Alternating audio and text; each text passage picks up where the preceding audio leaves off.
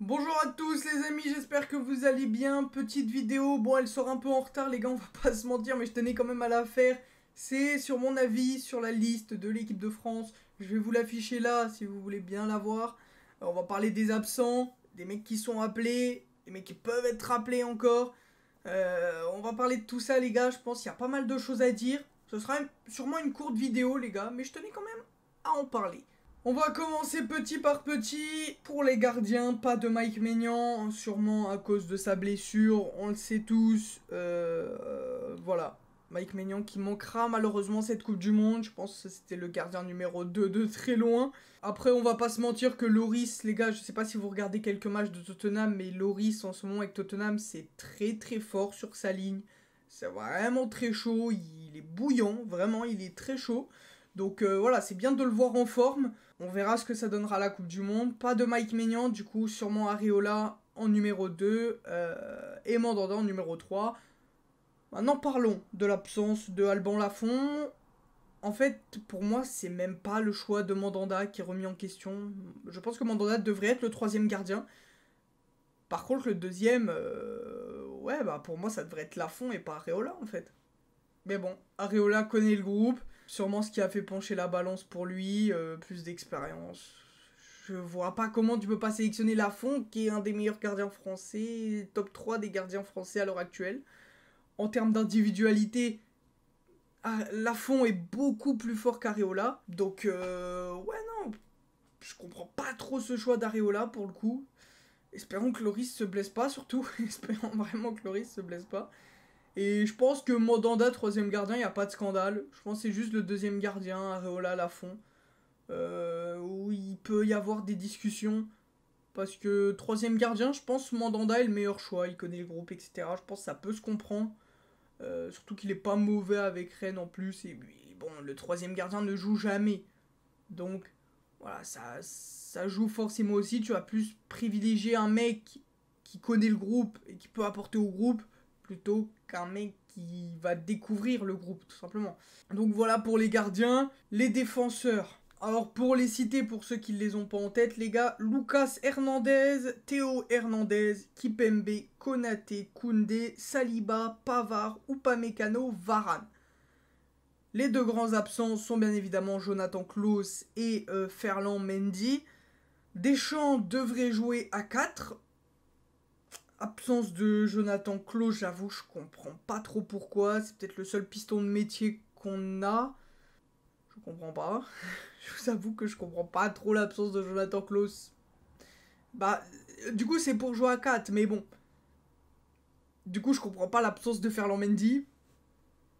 Je comprends pas. Je comprends pas. Même à 3, à 4, Ferland Mendy devrait être dans cette liste, en fait. Ligue des champions remportée il y a un an, champion de Liga. Je sais pas ce qu'il faut qu'il fasse pour être appelé, Ferland Mendy.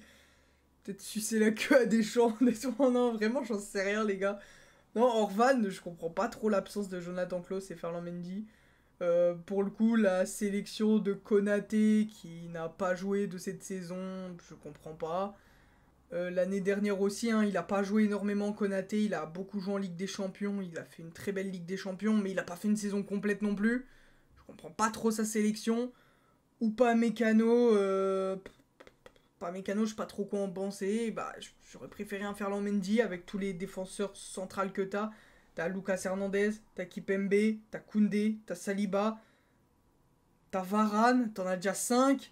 Là, tu rajoutes Konaté et Upamecano en défense centrale. J'avoue que je comprends pas. Je comprends pas. Tout simplement, je comprends pas pourquoi il y a autant de défenseurs centrales.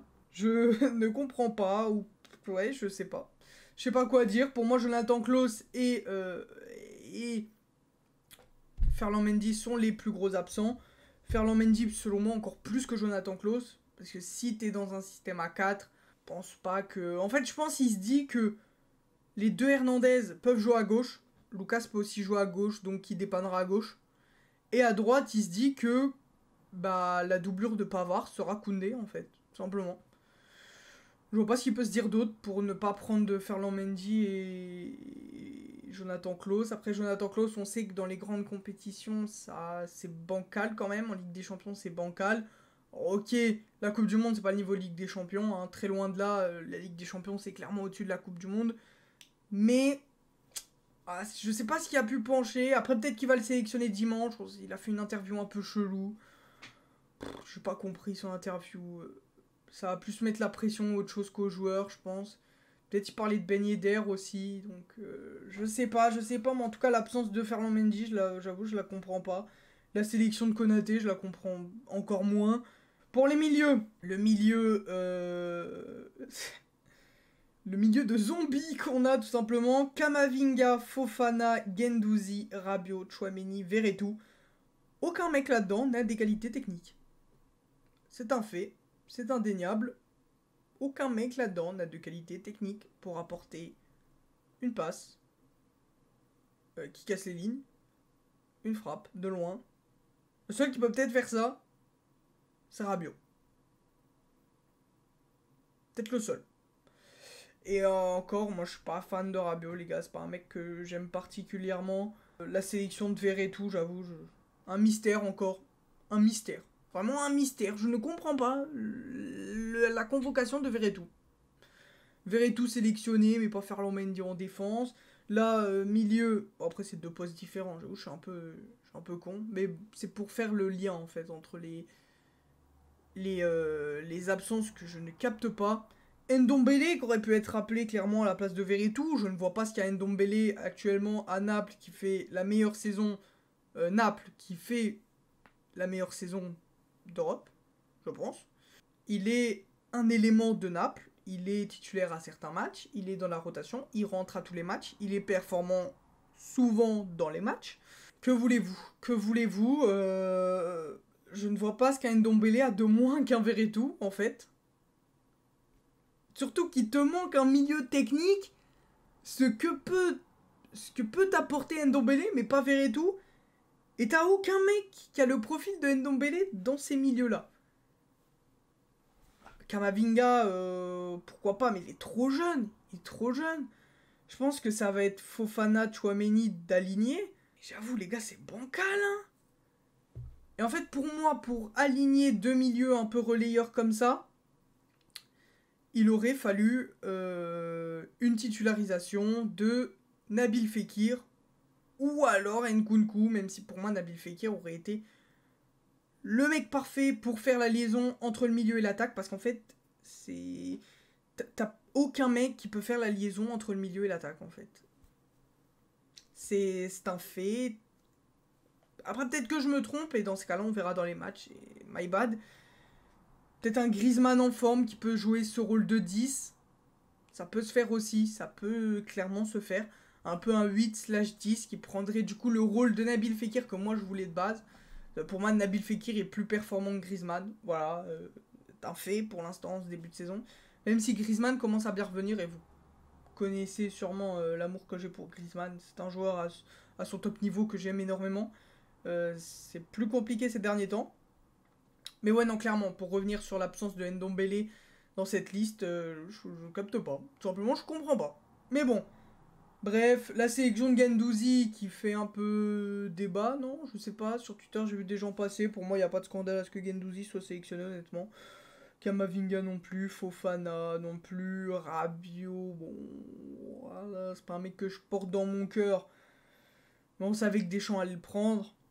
Mais l'absence de Ndombele, j'avoue, je comprends pas. Kanté et Pogba, surtout Pogba, est un élément qui va énormément nous manquer. Et je pense que, je sais pas si ces mecs qui regardent le foot s'en rendent compte ou si Deschamps se rend compte.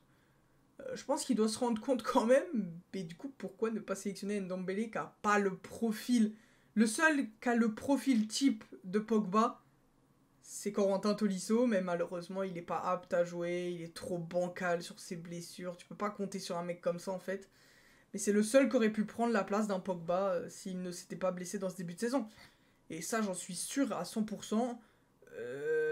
Tolisso est sûrement le mec en équipe de France, de tous les Français, qui se rapproche le plus du profil de Pogba. Je dis pas du niveau, je dis du profil de Pogba. Malheureusement, Tolisso, il n'y a pas scandale à ce qu'il soit pas sélectionné, hein, je dis pas ça, c'est trop bancal, c'est trop incertain, voilà. Mais ouais, l'absence de Ndombele, j'avoue, je comprends pas trop. Pour les attaquants sélectionnés, on a Karim Benzema, Coman, Dembélé, Giroud, Griezmann, Mbappé, Nkunku. Pour moi, il n'y a pas de grands absents, si ce n'est Nabil Fekir. Après, qui t'enlève pour mettre Nabil Fekir? C'est un peu questionnable. Est-ce que tu peux enlever un milieu peut-être pour mettre Nabil Fekir? Je sais pas si c'est faisable. Mais ouais, non. Clairement, les attaquants sont là, sont présents. Peut-être un Nkunku qui peut jouer le rôle d'un Fekir du coup. Je sais pas, je pense que ça va être Griezmann, Mbappé et Karim Benzema d'aligner. Bah voilà, rien à dire sur l'attaque. Hein. Qu'est-ce que vous voulez? Je pense la compo, ça va être compo à 4.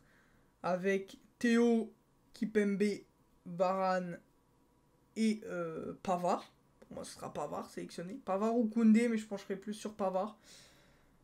Au milieu, ça va être Tchouaméni, Fofana.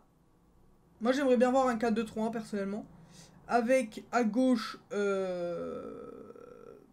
pour moi Mbappé, mais je pense que ça va être une attaque à 2 avec Mbappé et Benzema. Mais bon, moi j'aurais bien aimé voir Mbappé sur un côté, Benzema en pointe, un Griezmann un peu en 8 et 10, qui fait le rôle de MC, MOC.